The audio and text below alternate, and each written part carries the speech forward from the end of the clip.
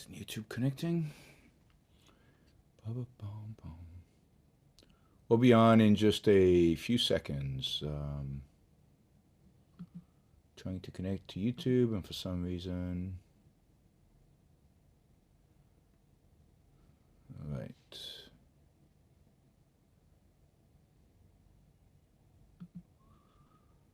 All right. Change the name later. Very strange.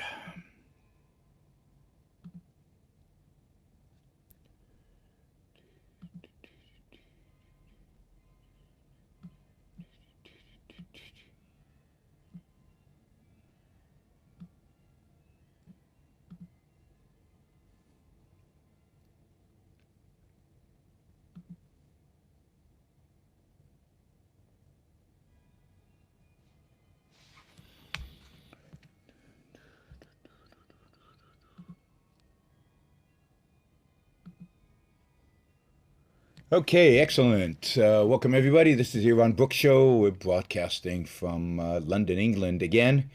I'm still going to be here for another few days. Tomorrow's show will also be from my hotel room in London, England. A couple of things I want to do today. I've still got some Patreon questions that I've been asked in the past that I haven't got to, so I want to go through a couple of those, and we'll do that in a minute. I also want to just update something that that we talked about yesterday about trade. I thought it'd be worth just I looked up kind of who are the big importers. Who do we import steel from, right? So the president, President Trump, constantly talks about the evil that is China and the evil that is trade with China, and the implication is that the tariffs that he's imposing are going to primarily restrict trade from China, and China's this evil country. And then I get a lot of comments online saying, well, but China subsidizes its steel industry. China dumps cheap steel in the United States. China has slave labor. China is an enemy. Don't you believe in restricting trade from countries that use slave labor? Now, all of this is bogus. All of this is nonsense. But what's really, really interesting, and to show how nobody out there defending Donald Trump has actually looked at the facts and actually knows what they're talking about, is the fact that China is not even one of the top 10 exporters of steel to the United States. That's right. Not even one of the top 10. We import from China less than 5% of the steel we import. Number one is Canada. The evil Canadians, the slave labor in Canada is the uncompetitive Canadians. The Canadians, they're the problem in the world, and long thought the Canadians were problematic. They are the problem in the world, and they're the ones we need to inhibit because what? Because we can't compete with them. Because in this case, Canada's making steel cheaper than the U.S. Who cares? Great. That's great. So we can get cheap steel. Number two, Brazil. Number three, South Korea, another ally. Number four, Mexico. Number five, I found interesting that we import more steel from Russia than we do from China. So what's this whole China stuff? Aluminum. Number one country from which we import aluminum is Canada again. Number two is Russia. Number three is United Arab Emirates. That's an interesting one. I need to figure out where that comes from. How come United Arab Emirates? And number four is China. All right, so China shows up somewhere on the lists. But it's pretty astounding given how much of the conversation is dedicated to China, how little we actually import from China is fascinating. And it's relating, in my view, it relates to this idea about Donald Trump. I mean, a big part of what Donald Trump's presidency or Donald Trump's character is about is the demonization of the other, is the creation of an enemy, of a foe, of somebody to be hated, somebody to be resented, somebody to be feared, somebody to be attacked. I mean, again, not that Donald Trump is a fascist, but this is exactly what fascists and authoritarians and dictators always do. They create an enemy. And in this case, China serves that purpose. And in terms of his economic nationalism, China is the villain. And therefore, everything is blamed on China, even though in this case, China has nothing to do with the massive amount of steel that we import into the United States. It's the fact that people in other countries, including Canada and Mexico and South Korea, make steel a lot cheaper than we do in the United States. It's at least some types of steel. We're still one of the largest producers of steel in the world.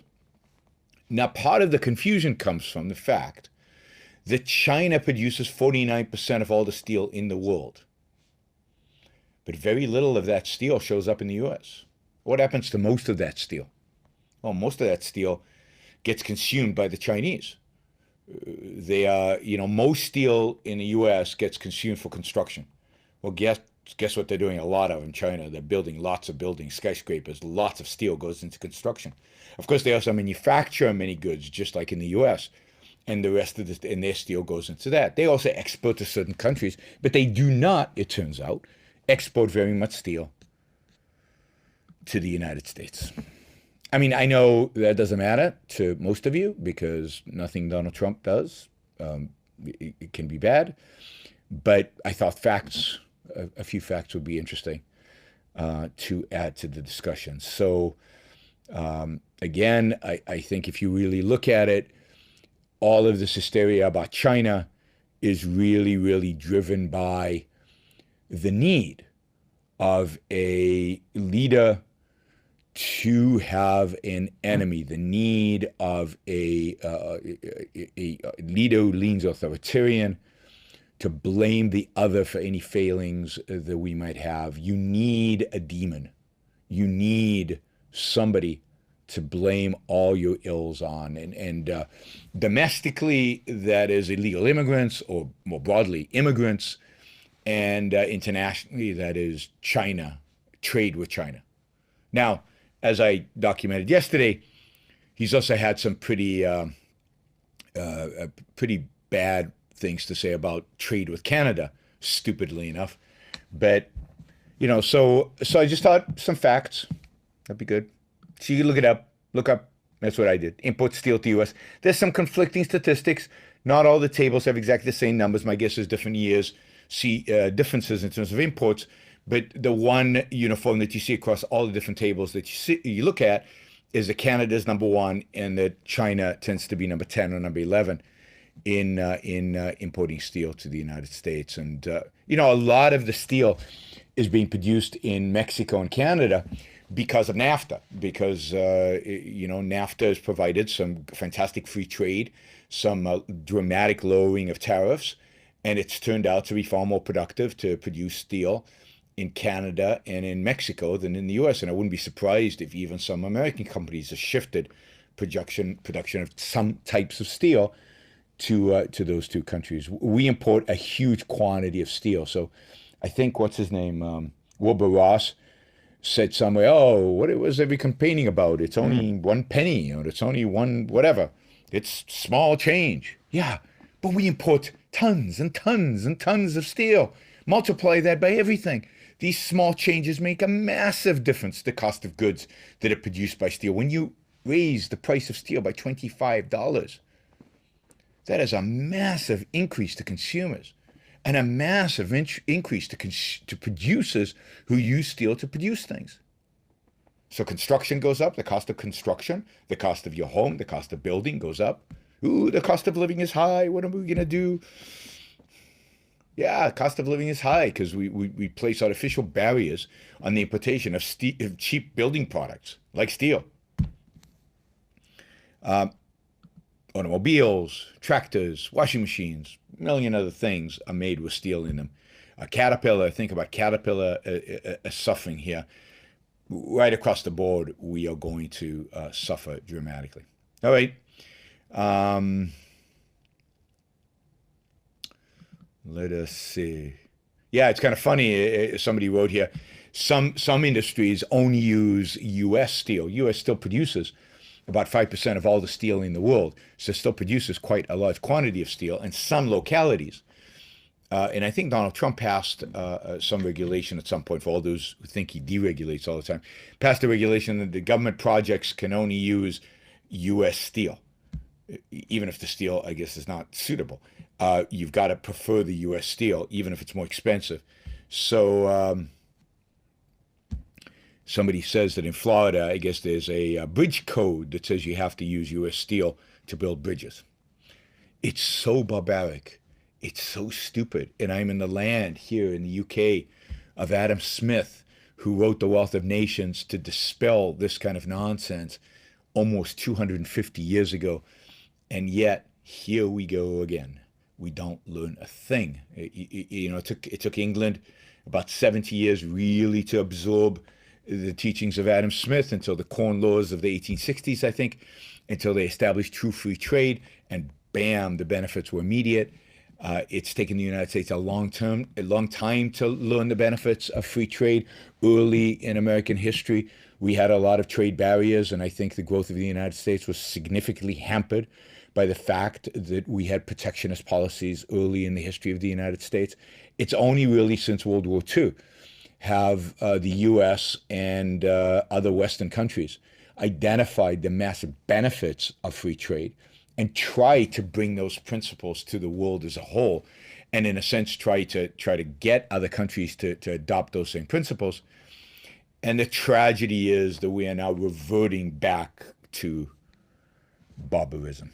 All right, well, to pre-knowledge economics, to pre-wealth of nations. Okay, I've said tons about trade. I've gone through the process. If you're interested in more, just go to YouTube and put Yaron Brook Trade, or go to Blog Talk Radio or your podcasting app, where all my podcasts are listed, and look for trade in the title of some of my podcasts. I've done a lot on this. This is one of the issues that gets me most upset because Donald Trump is the fact that he supports it is one thing, but the fact that so many people support him, the fact that so many people defend his position on trade is just, to me, mind-boggling in its irrationality. But there you go. All right. So one of the things that happens if you support me on Patreon is, I think if you give me more than $25 a month, and that's a really nice contribution, that's like $300 a year, so all of you who give me that amount, and there's a large group of you, thank you for doing that. If you do that, you can actually then propose topics for me to discuss on the show. And then those, I think, who give above, I think everybody else basically can vote on which which topics I should discuss on the show. Now, the topic that won the day for February was a topic I discussed on my first show from London, but we had technical difficulties, so I could only discuss the one topic and never got to the others. And that was on personal values versus whims. Hopefully you have found that discussion worthwhile. I think it's an important discussion. It's an important point. And if any of you have follow-up questions on that discussion of personal values, whims, and moral values, moral principles, please ask more questions about this. This is crucially important. If I didn't answer everything you want answered on this, ask again. These kind of self-help, these kind of how to live the philosophy questions in some ways are far more important to me than the political questions, although most of the stuff that people ask is political, as you'll see in a minute. So I'm happy to answer kind of the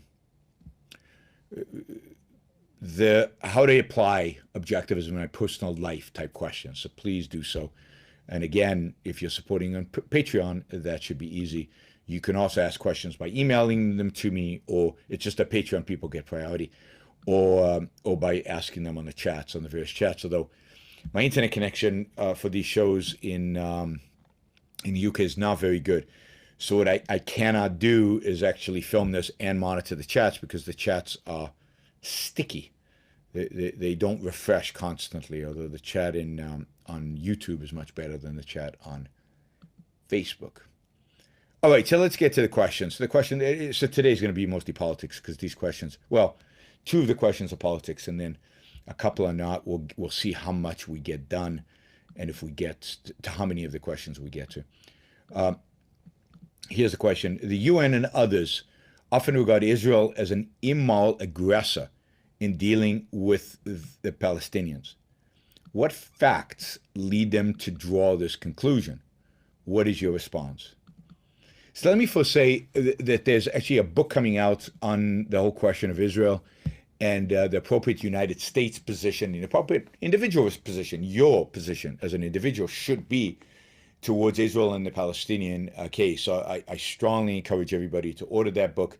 I will be putting it up on Facebook, Twitter, YouTube, and other places. I'll probably be interviewing the author, Ilan Journo, on the show soon to discuss the book, at least once it's up on Amazon for pre-order, because I hope all of you will go out there and buy the book and help make it a bestseller. You know, it's getting terrific endorsements from a lot of Middle East scholars, some people who really know the Middle East, and it's a terrific book, and an important book on an important issue, and an illustration of how to apply the objectives principles to foreign policies. So that I think is the most important thing in terms of objectivism. It shows the world how you apply the principles of individual rights, of capitalism, of the proper role of government, but more importantly, of the morality of self-interest. How do you apply those principles to the questions of foreign policy? How to evaluate a foreign country, how to evaluate certain actions of a foreign country in relations to other individuals in the world. So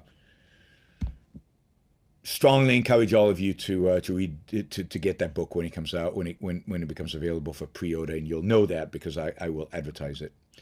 All right, so the UN and others regard Israel as an immoral aggressor. Well, what are the facts that lead them to draw this conclusion?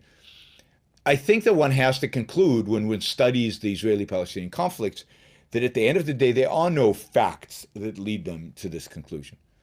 The dominant fact that leads people to be anti-Israel, the dominant fact is the fact that Israel is strong, that Israel is a powerful country, that Israel is a wealthy country, that Israel is a successful country, that Israel is a country that protects the individual rights of its own citizens, and as a consequence, as a thriving economy.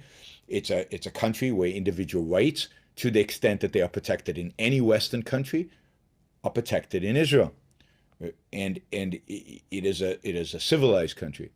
On the other hand, among the Palestinians, the Palestinian Authority is a rights-violating government from beginning to end. It is a government that is based its entire legitimacy on the use of force, or illegitimacy on the use of force. It treats its people badly. Its people, therefore, are relatively poor, although not as poor as some in other Arab countries because of their relationship with Israel. They benefit enormously from having trade relationships, and some of them actually working in Israel. Basically, the story of Israel versus the Palestinians is the hatred of the strong and the adoration of the weak. This is what altruism, this is what the morality of altruism necessitates from you. And I often tell the story of Israel in before 1967. Before 1967, Israel was a country that was adored by Europeans, for example. It was a country that was seen as this struggling, in a sense, pathetic country with a lot of weak Jews who had somehow survived the Holocaust and were building something in the desert, but they were weak, and you felt sorry for them. And the Holocaust, of course, the Holocaust during World War II caused people to really feel sorry for them, and these were pathetic, weak Jews. We saw them walking into the gas chambers under the Nazis, and now finally they had a country, and somehow they were surviving. And yeah, they had won a couple of wars, barely, but here they were, and they were putting something together, and people admired them. And then in June of 1967, Israel was basically attacked. Israel had to initiate a preemptive war because the seven Arab countries were amassing troops on the Israeli border, primarily the Egyptians, and that's where the war begun. the Egyptians amassed troops on the Israeli border, ready to invade Israel, and the world was pretty sure Israel would be wiped out. If you've ever seen a map of Israel, it is tiny. The Arabs outnumber in terms of sheer numbers Israel by massive quantities. Israel in those days had a population of about 2 million people, maybe 3. I think it was closer to 2. Arab countries had tens and millions of people. Their armies were larger. The Egyptian army was backed by the Russians and had the latest Russian tanks and Russian equipment. Israel, an unknown fact, a fact that very few people know, is that Israel had in those days no American weapons. America had instigated a embargo on selling weapons to Israel from 1948 until 1967. So Israel had no American weapons. It basically had French airplanes and old British tanks and German weapons and other weapons, but nothing American, right? So relatively second-rate weaponry. Here were all these countries allied again, and within 6 days, called the Six-Day War, Israel crushed them. It didn't just defeat them. It crushed them in 6 days. It completely wiped out the Egyptian army, driving them to the Suez Canal. It completely annihilated the Egyptian Air Force, mostly on the ground, with a preemptive strike to their Air Force. Then the Israelis begged.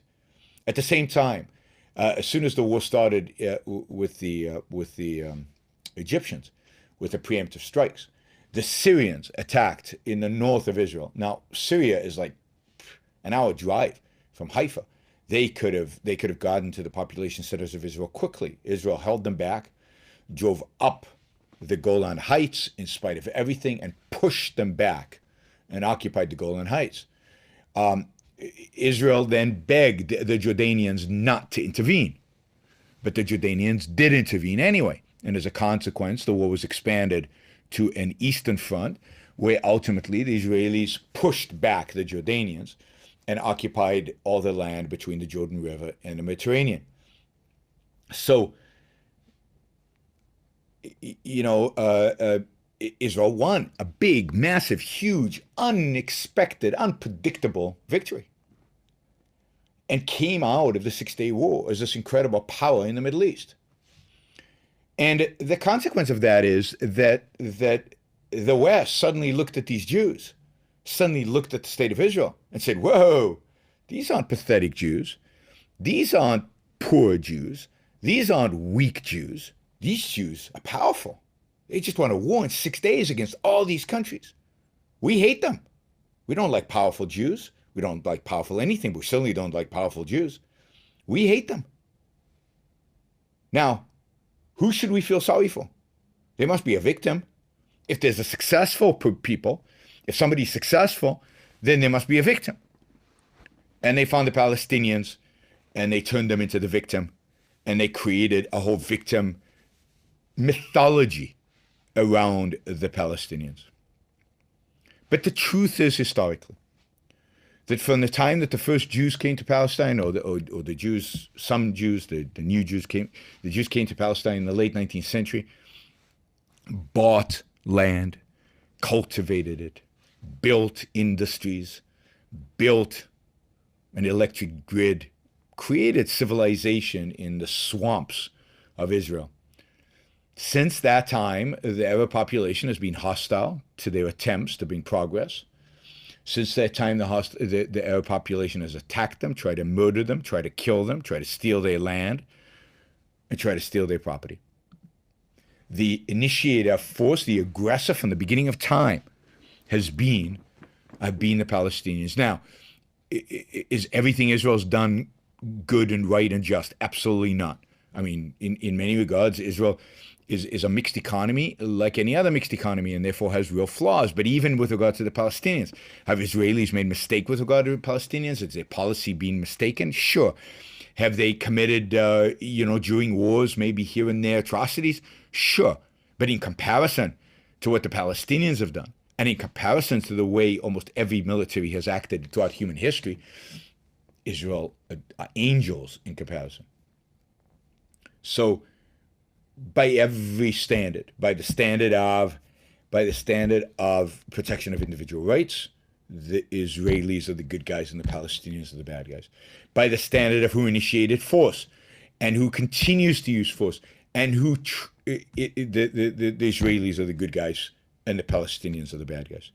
If the standard is who vies for peace more, who tries to bring about peace, who insists on going to the negotiating table, who offers the greatest compromises, whether that's a virtue or not, you decide, but offers the greatest compromises.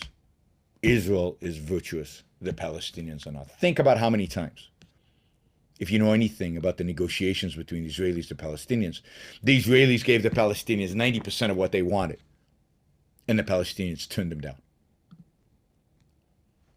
Constantly, over and over and over again, the Israelis begged for peace. Please accept our suicidal, crazy terms so that we can pretend to ourselves that we won't have a war. And the Palestinians, in their utter stupidity, said no. So altruism drives us to view the victor, the powerful, the strong, the able, the good, the productive as negative. And the weak, the meek, the pathetic, the aggressors, the poor as virtuous. There are no facts. There are no facts that would lead one to the conclusion that Israel is a bad, immoral aggressor and the Palestinians are worth dealing with. Now, the questioner asks about the UN. Now, I have to admit that I don't care about what the UN regards. I consider the UN an inherently immoral institution. The UN is inherently anti-life, anti-man, anti-values, anti-freedom. The UN is a despicable institution, an institution that places at the same moral level playing field Israel, who are basically the good guys, in Syria and Libya, which, where there's people are slaughtering one another, and Saudi Arabia, where women cannot drive or cannot hold significant economic positions, and where gay people are thrown off of tall buildings because they are not tolerated, and where adultery is punished with stoning to death. And yet they get, both countries, Saudi Arabia and Israel, get a seat at the same table. I don't grant that. There is no same table. There's no seat at the table for the kind of immorality that a Saudi Arabia or Libya or even a Russia today represent. The fact that Russia and China and the United States all have veto power as if they are equal partners, as if there's something similar, particularly when Russia was part of the Soviet Union, was horrifically murdering tens of millions of people. They sat at the same table with the United States with the same rights to veto everything out of the UN. The UN, from its beginning, from day one, was an immoral, horrible, horrible institution. So I don't take anything as anything relating to the UN seriously or to be quoted. So the fact that the UN thinks that the Israelis are the bad guys and the Palestinians are the good guys should at least give you some indication that it's probably the other way around. The UN has 222 countries, 200 of which I probably don't care one iota what they think. All right. Again, if you want more specific questions about Israeli-Palestinian conflict, feel free to ask me. There will be this book coming out by Ilan Jono. But I know a lot about this conflict. I know a lot about the history. Please feel free to follow it up with other questions and other comments. And if you disagree, feel free to put comments down in the comments below. And by the way, if you're on YouTube right now, I know some people on YouTube, subscribe to my channel. Most of you are probably subscribed, but it turns out that about 50% of the people watching the videos are not subscribed. Go subscribe. So, that way you'll get notifications when I have a show on, and you'll know when I've posted something new, and it'll be great to have you as part of our team here. Also, those of you who like what I do on these shows, please go to Patreon and support the show, patreon.com/Yaron Brook Show. You can also make kind of a one-time contribution on paypal.me/Yaron Brook Show. So you can make kind of one-time contributions to the show that way. And I encourage you to do so and support the efforts that we're making, not just for these shows, but for the trips I do here in the UK and other places around the world, explaining Ayn Rand's ideas, bringing Ayn Rand's ideas to young people. Okay, let's see. There's one other question. Yeah, this one is a kind of a factual, technical question but related to kind of the trade issues that are going on right now. So I wanted to cover it. This is from Ron. Explain why Nixon closed the gold window, claiming the trade deficit was causing unacceptable gold outflows to countries we had a trade deficit with. How can we measure the percent of such gold outflow that was due to currency inflation rather than due to any trade deficit?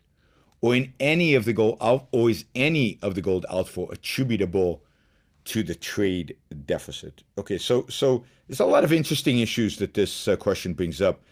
I want to talk about what happened under Nixon, coming out of kind of the gold standard that came out of Bretton Woods, out of the Bretton Woods Agreement, I think was signed in 1944, that really was the way in which monetary policy was managed in the world post World War II, up until 1971, when Nixon took us off of the gold standard and closed what's called the gold window.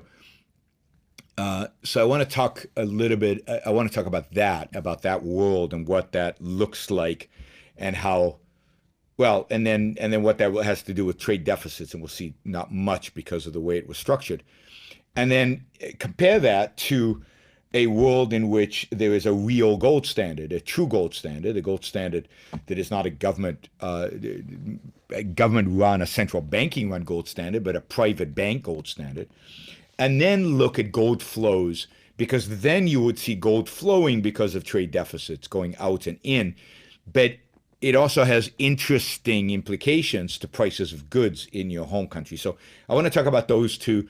And I think that's all I'm going to talk about today, because I'm actually going to see a play tonight. So I'm taking advantage of being in a epicenter of culture, which is London. I love London, partially because there's so much to do. I could have gone to a different classical. I mean, tomorrow I think there's a classical concert. There's like a piano recital in the morning. There's something in the early afternoon. There's something in the late afternoon. There's something in the evening. So tonight I'm going to see an Oscar Wilde play, which is always a treat. I love Oscar Wilde. He's incredibly funny, observant, smart, witty. The English call it witty. And then tomorrow, I'm going to see a recital by a violin and piano recital with oh my God, what's his name? I'll tell you in a minute. A famous young violinist, relatively young. I guess everybody's young. As I get older, everybody becomes younger. Who's a real fabulous violinist, and that will be tomorrow. Anyway, yeah, Joshua Bell, who I've seen before, and he's a wonderful, young violinist, and I'm going to see him. That's going to be a blast. And yeah, so I'm taking advantage a little bit of London culture. I love classical music, for those of you who don't know. I love the theater, particularly kind of the classic plays. I would have loved to go and see, I guess, a Shakespeare play, but nothing that is about really looked that interesting to me. Anyway. All right. Let's see. So I was talking about Nixon. So let's see. So this is how Bretton Woods kind of set it up. And so this is what U.S. monetary policy was guided by going into the 1970s. So the idea was this. The idea that all currencies in the West, so this is France and England and the U.S. and ultimate, would be No, sorry. That the U.S. currency, which was going to be the reserve currency of the world, it was going to be the currency by which all other currencies were measured. The idea of Bretton Woods that the U.S. currency would be pegged to the dollar at a fixed exchange rate. So you could exchange dollars for gold at a fixed exchange rate, right? And the idea was this would create a stable anchor for economic growth globally during this period post-World War II when the world needed to be rebuilt. And it needed an anchor. It needed stability in the world. And it always needs stability. It always needs an anchor. So it's unfortunate that we're off a gold standard. But we'll get to this particular gold standard was a bad gold standard. So they pegged the dollar. I don't remember what amount was exchangeable into gold. But a particular amount of dollars would always be exchangeable into an ounce of gold. Now, this is the thing. At the time when Bretton Woods was passed, Americans were barred from owning gold. It was illegal for Americans to own gold. Indeed, in 1933, people don't remember this, don't know this, don't study this in history. But in 1933, FDR confiscated, imagine somebody trying to do this today, confiscated all the gold in the United States of America from private hands. He barred, made it illegal, with a few exceptions of a few coins, to own gold by individual citizens or by private companies. The only ones who had the gold was the Federal Reserve, basically Fort Knox, the U.S. Treasury, Federal Reserve. They had all the gold. He also, so in 1944, basically, they said, look, American citizens will still be barred from owning gold. It will still be illegal for Americans to own gold. So that when we say we're pegging the dollar to gold, it's not to allow Americans to exchange their dollars into gold. No, Americans will not be allowed to own any gold. And indeed, it was illegal to hold gold in the United States until the 1970s, until Nixon went off the gold standard and eliminated the restriction to owning gold.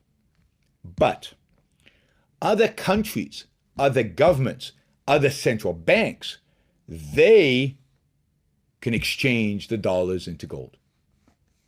So they have the ability to go to the U.S. Treasury or to go to the Federal Reserve and say, here are the dollars, we want gold in exchange. We want gold in exchange. All right, so this system kind of worked okay. And what generally happened is the gold all sat at Fort Knox, and very rarely did anybody ask that their dollars be exchanged into gold because inflation was relatively stable, and so you are preserving the paper value of your money, even though so it was fixed to gold, but the Fed was cheating, but it wasn't cheating a lot. It was cheating a little bit. It was printing additional dollars more than they could exchange into gold. But it wasn't cheating a lot. So in a sense, if you think about it, let me see if I can. So it was fixed, but they were printing more money than there was gold. So what should have happened to the value of those dollars in terms of gold? It should have gone down. That is, the value of the dollar bill should have steadily gone down relative to gold because the quantity of gold was fixed, relatively fixed, right? And the amount of dollars was increasing faster than the amount of gold. So slowly what was happening was the gold was worth more than the dollars at this fixed exchange rate. Now, in the 1950s and most of the 1960s, this was no big deal, because the growth of the dollar, the inflation, the reduction in the value of the dollar was relatively small, so that countries didn't mind. And what would happen is dollars flowed because we would buy things from France. The French would buy stuff from us, so there would be trade. If the French landed up with extra dollars, they would invest in the United States. But often during this period of time, the United States was an exporter because most of these countries had almost nothing, right? They had nothing to sell. They had been eviscerated, destroyed during World War II. So the United States was investing in Germany, in France, in England with dollars, right? Then those dollars were used by the French and British and Germans to buy American goods because, that's all they had. Now, this is starting to change in the late 1960s. Two things were happening. One is the United States was starting to import more from these countries because these countries were getting stronger economies. And these economies now had more dollars. And or had dollars from imports, from exporting rather than just from investment. But in addition, what was happening in the late 1960s is inflation was picking up. And now the value of the dollar was declining faster and faster and faster.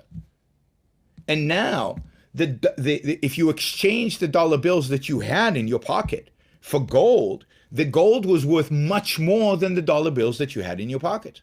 Much more.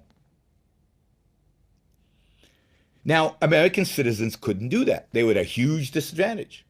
So you didn't have a choice. You just had the paper that was depreciating in value, and you suffered from the inflation going forward. But foreign governments had the potential to exchange dollars into gold and to take all that gold out because the gold was worth more than the dollar bills. Now, the United States spent a lot of effort trying to convince governments not to do this. And because most governments around the world that the United States was doing business with were allies of the United States, most of those governments decided not to withdraw gold from, in a sense, Fort Knox in exchange for the dollars. In other words, not to recognize in global markets the fact that the dollar had been depreciating in value dramatically, but to accept the fixed exchange rate and to keep the dollars in a sense, and to absorb themselves the inflation that was associated with those dollars. The fact that the dollar was worth less and could buy less stuff, and that you would rather really hold the gold at the fixed exchange rate. Except for one country and one political leader. The late 1960s were a time of renewed French nationalism under Charles de Gaulle. For a variety of reasons that had to do with internal French politics, Charles de Gaulle wanted to establish himself as independent from the United States. If you remember, he withdrew from NATO. He established his own nuclear deterrence. He wanted to present himself in France as independent of America and as free of American influence. It helped him, I think, with the Student Rebellion, or at least I think he thought it helped him with the Student Rebellion of 1968. But generally, France was on this course of, we're not going to be seduced by the communists, but we're not going to be seduced by the Americans either.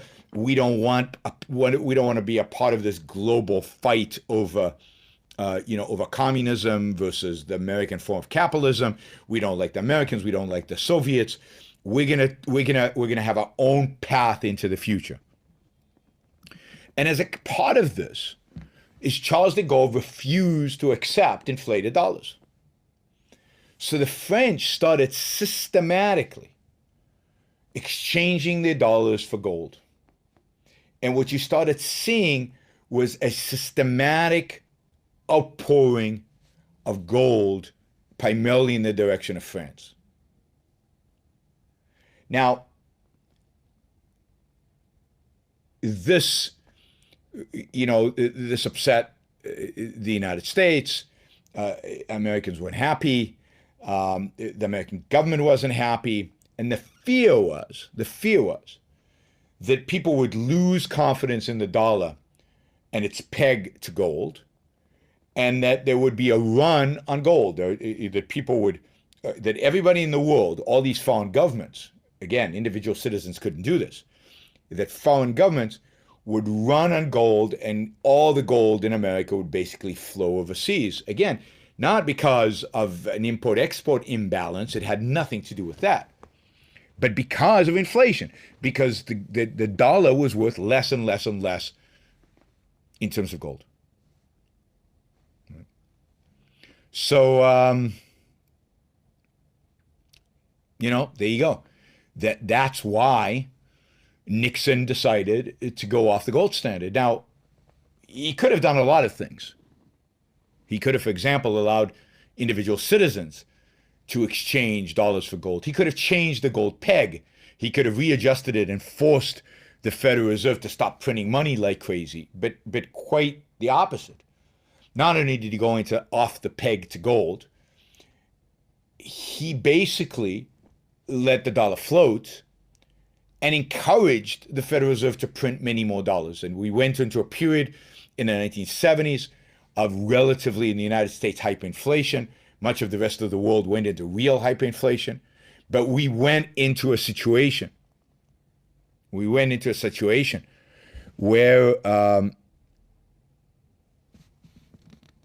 we had massive amounts of inflation. And now the dollar wasn't pegged to anything. There was no constraint on the Federal Reserve from printing as much as it wanted. It created huge amounts of printed currency. And the United States during the late 1970s had stagflation. We had a recession plus inflation, stagnation plus inflation. And it was a dark, horrible, really, really bad period for the U.S. economy during the 1970s. So Bretton Woods was a flawed system, a dramatically flawed system, primarily because it did not ultimately restrict the Federal Reserve from printing money. So the Federal Reserve printed money no matter whether it had gold reserves or not. The Federal Reserve printed money way above and beyond of the gold that it actually had in its vaults. As a consequence, you had inflation, the value of the dollar plummeted, and foreign governments wanted to hold gold instead of dollars. So that's kind of the history. And again, it had nothing to do with trade deficits. Now let's talk a little bit about what would happen, and then we're going to call it a day. What would happen in a true gold standard? So in a true gold standard, currency is issued by banks based on the amount of gold reserves that they have. Now, if you are buying, now let's pretend for a minute that there is no currency. Let's pretend that all money is gold. Literally, people buying and selling things with gold. Even our electronic money is all denominated in gold. Then when I buy stuff from China, for example, I send them gold and get the stuff, right? So the amount of gold in the U.S., if you will, given everything held constant, everything else held constant, declines as gold leaves and goes to China. Right? Now, China might decide to take that gold and invest it back in the United States, buy real estate, buy I don't know, factories, buy something in the United States. And in that case, the gold would flow back to the United States, or they might decide not to. They might decide to hold the gold in China. Gold doesn't depreciate in value. It keeps its value. So they might decide to hold the gold in China. Now, if they invest it in US-based assets, and the reason they invest in US-based assets is because then they can get a return on their investment. So that it grows. When you actually only have gold, you're just keeping the purchasing power of your money. You're not actually increasing the value of what you hold. So likelihood is, as long as the United States has a robust economy, that the gold flows back in the form of investment in the United States. But let's assume it doesn't. Let's assume it flows over there. And let's assume we're running a massive trade deficit with the rest of the world, China and everybody else. So gold is flowing out. And let's assume that gold is not being reinvested back in the United States. Note that is not the case today. The case today is that gold, the money, the equivalent, if you will, is flowing back into the United States as investment. But let's assume it doesn't. Let's assume it stays overseas. What would happen to the U.S. economy? Well, what would happen to the U.S. economy is that the quantity of money would shrink. Why would the quantity of money shrink? Because the quantity of gold has shrunk. Gold is money. So if banks issue currency based or distribute electronic money based on the amount of gold they have in the vaults, and the amount of gold in the vaults is shrinking, then the amount of money in the U.S. economy is shrinking. That's called deflation. What would happen to prices if that were the case? Everything, in a true laissez-faire economy, the prices would come down. What would happen to the price of labor? The price of labor would come down. And as a consequence, goods in America in terms of gold would become cheaper and cheaper and cheaper. And they would get to a point where they were so cheap that it would be worth a while for the Chinese to start buying American goods. Or for Americans not to send their gold to China to bring the goods here, but to buy American goods because American goods were now cheap enough so that they were just as cheap as the Chinese good, assuming China had this advantage in terms of goods. And so they would become cheap enough, and labor would be cheap enough in the United States, so that all these countries would start importing themselves from the US and sending the gold to the United States. The beauty of a gold system is that it is an amazing equilibrium creator, right? So gold flows, prices adjust, gold will flow back. As long as you're producing, as long as there's freedom, as long as people are innovating, creating, building, making stuff, your economy will do fine, no matter whether you're importing or exporting, no matter whether people coming in or people leaving, as long as there's production happening. And production could be in many forms. It could be services, it could be real goods, it could be a variety of different things. The economies function, and the movement of currency, in this case gold, happens relatively smoothly. Now, in a world, particularly of electronic money, where it doesn't really matter where the physical gold is stored, all of this happens constantly and simultaneously. And as I said, the likelihood is in a world like today, that all that gold would flow back to the United States in a form of investment, just like all the dollars that go to China, all the dollars that go to Mexico, all the dollars that go to Canada, all the dollars that go to Europe, ultimately flow back into the United States in terms of foreign investment. And there's massive, massive, massive foreign investment in the United States. Who buys all our bonds? Who keeps our interest rates low? So we truly need. Trade deficits don't matter. No matter whether you're on a gold standard, no matter whether you're on a dollar standard, trade deficits in and of themselves don't matter. The problem today in the U.S. economy is that so much of our consumption is driven by debt. So much of what we spend, whether for importation or for whether domestic spending, is a consequence of borrowing money from the future. It's a consequence of issuing bonds. It's a consequence of mortgaging the future of our children. That's the problem. The problem isn't that we're importing a lot of stuff from foreign countries. The problem isn't that we're sending dollars over there. The problem is that we, in the United States, are borrowing too much money. And if a day comes where we actually have to pay that money back, it's going to be very, very difficult. And it's going to require real cuts in our own consumption, which could require real cuts in our standard of living, because we'll suddenly have to pay the piper. And that's the real danger. And that, again, has nothing to do with trade. It has everything to do with government policy, and particularly government spending. We spend way, way too much. The government, the federal government in particular, but state governments, local governments, have promised and are spending much more than what they can afford. And that's the challenge. And that's something Donald Trump and Republicans are doing nothing, zero, zilch about. Instead, they are focused on a non-problem, and by, quote, trying to solve the non-problem, they're going to make the economy in the United States much worse. They're going to make the problems, the economic problems in the U.S. much worse. And because they're ignoring spending, everything is out of kilt, so that the crisis, when it comes, will be far more dramatic, far worse than it is today, far more damaging, truly destructive, much worse than 2008, much worse than what we've experienced so far. So let's hope we can rebound somehow before that happens, but it's going to happen. You know, we are setting ourselves up for disaster. All right. Thanks, everybody. I hope you enjoyed the show today. It's, again, I'm broadcasting here from London.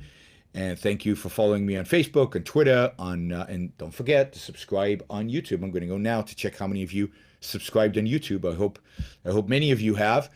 And support the show on patreon.com/Yaron Brook Show.